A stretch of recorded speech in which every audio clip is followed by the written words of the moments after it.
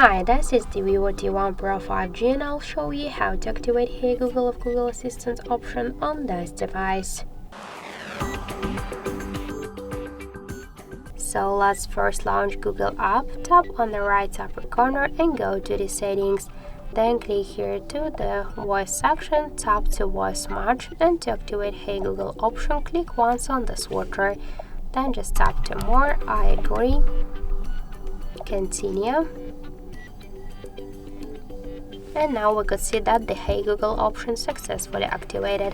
Assistant to recognize your voice, you could click here to voice model to add to retain the voice model. Then after that just repeat after that assistant, tap to finish, and that's it. So thank you for watching, and if you like this video, leave thumbs up and subscribe.